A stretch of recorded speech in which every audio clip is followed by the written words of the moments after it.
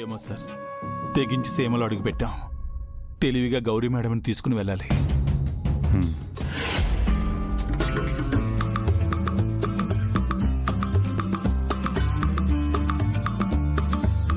వెళ్ళండి, ఆయన ఏదోలా ఒప్పించండి.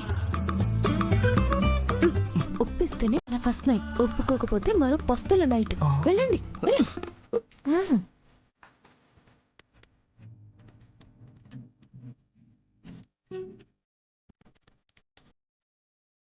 అన్నయ్య, మీరేంట్రా ఇంకా పడుకోలేదా? మీరు కథలు చెప్తే విని పడుకుందామని వచ్చినట్టున్నారు సార్. వీళ్ళు కథలు వినే స్టేజ్ ఎప్పుడో దాటిపోయారు బాబాయ్. వీళ్ళేదో కాకరకాయ స్టోరీ చెప్పడానికి నా దగ్గరకు వచ్చారు ఇప్పుడు. అవునన్నయ్య, కథ చెప్పడానికే వచ్చాం. కానీ కాకరకాయ కథ కాదు, జరిగిన కథ.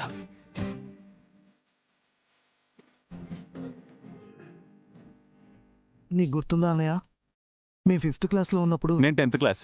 ఆ రోజు మాకు ఫైనల్ ఎగ్జామ్. నాది పబ్లిక్ ఎగ్జామ్ రా. అయితే ఏంటి, ముగ్గురం పరీక్ష రాయడానికి బయలుదేరాం. అప్పుడు మా ఇద్దరు పెన్సిల్స్ ఎక్కడో పడిపోయాయి. పెన్సిళ్లు లేకుండా పరీక్ష ఎలా రాయాలని మేం బాధపడుతూ ఉంటే చెప్పలేనన్నయ్య, చెప్పలేను.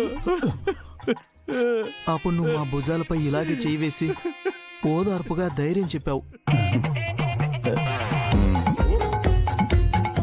మా సంతోషం కోసం నీ పెన్ను మాకిచ్చి మమ్మల్ని ఎగ్జామ్ హాల్ కి సాగనంపావన్నయ్యా, సాగనంపావు. ఊరుకోరా, ఏడవకు.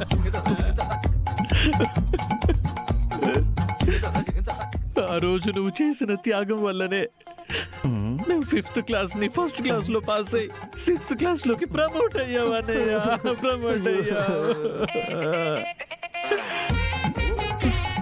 ఫస్ట్ నైట్ గురించి మాట్లాడమని పంపిస్తే 5th క్లాస్ ఫస్ట్ క్లాస్ కూడా ఏంటి?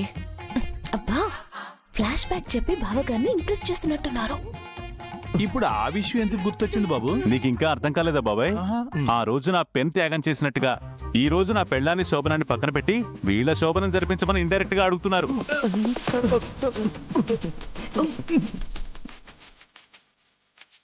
వెనక్కి తిరిగింది చాలు. ఇట్రండ్రా, ఇట్రారా. అన్నయ్య, అన్నయ్య నువ్వు సూపర్ అన్నయ్య, గ్రేట్. అసలు నువ్వు జీనియస్, అంతే జీనియస్. నువ్వు మా మనసులో మాట ఇట్టే క్యాచ్ చేసావన్నయ్య. మనసులో మాట ఏంట్రా ఇంత పబ్లిక్ గా చెప్పి? మరి ఏం చేయమంటావు అన్నయ్య? ఆ రోజు మా సంతోషాలని చూసి నువ్వు ఈ రోజు మేము సరదా పడుతున్నా ససేమిరా అంటున్నావు. నీకు ఎదురు చెప్పలేక, మాకెదురు పడ్డ మా వైఫులకి ఏమీ చెప్పలేక మాలో మేమే నలిగిపోతున్నాం అన్నయ్య, నలిగిపోతున్నాం.